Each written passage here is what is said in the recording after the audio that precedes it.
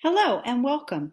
My name is Christine Cox, and this is my theory presentation assignment for Theoretical Foundations of Nursing Practice at Texas Women's University. I hope you enjoy it. The two theories I will be discussing and applying to nursing care is the Culture, Care, Diversity, and Universality Nursing Theory by Dr. Madeline Leininger and Dr. Arthur Bandura's psychology theory entitled the Social Cognitive Theory.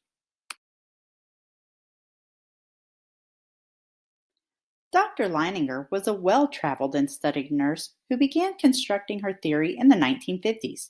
She had studied human behavior in a variety of ways over the years and realized nursing care was absent an understanding of how to holistically care for patients.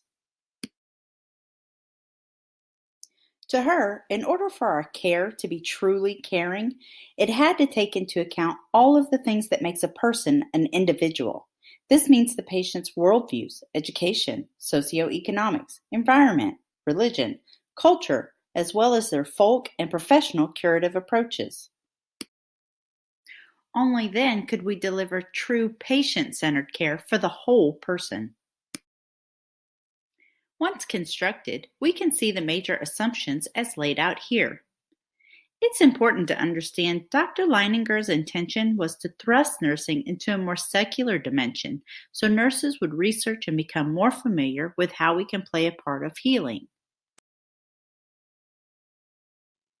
This needs to be done not only from our own professional perspective, but from various cultural healing perspectives that our patients bring from around the world. We can then ask ourselves, how are we the same? How are we different? And how do we apply this knowledge to our nursing skills? When this information is understood and used in our care plans, true holistic care is realized so complete healing can begin. Too often, other cultural practices are not accepted. Immigrants report healthcare discrimination, which led to poor communication, feelings of disrespect, and distrust of providers. Some even reported feelings of depression, hurt, and being shunned, creating a significant barrier for them. Simple things like asking patients and families if they have any special cultural or religious needs can go a long way. Using interpreters and language lines to bridge communication and even asking them to teach you about their customs are all ways of incorporating transcultural care and building a deeper relationship with your patients. For more information and to see Dr. Leininger's Sunrise Model Tool for Nurses, please click the link.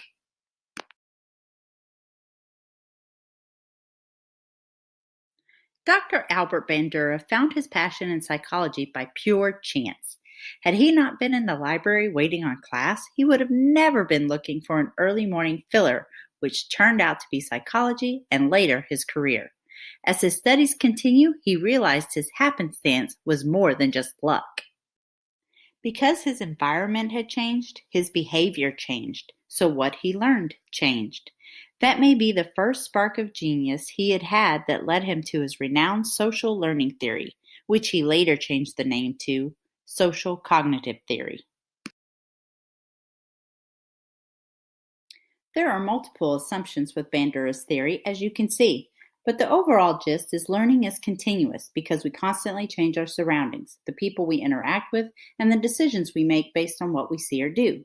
Environment, behavior, and cognition are all intertwined.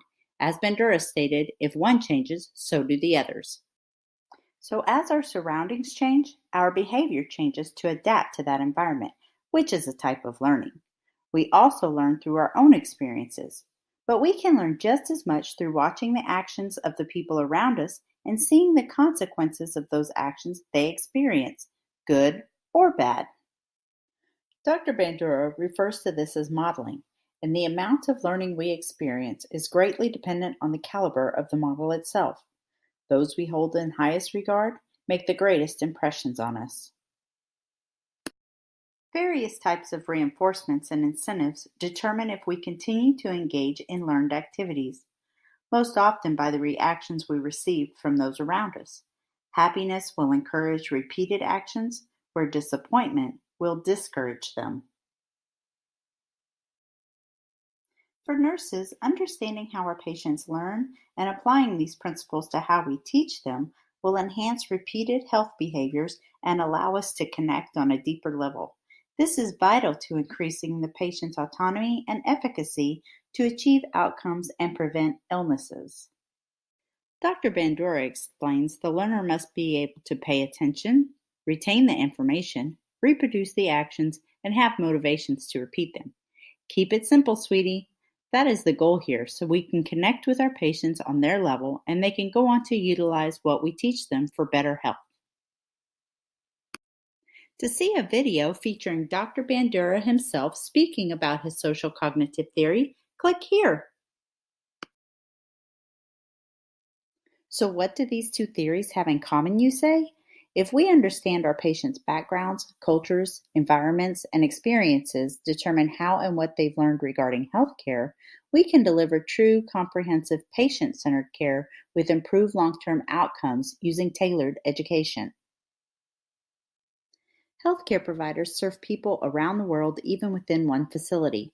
With the use of these theories, we understand that just like us, our patients learned what they were taught from their role models within their cultures. In order for them to learn how to better care for themselves, we must value these beliefs and use them to strengthen our teaching. Well, that concludes my presentation. I hope you enjoyed it and thank you.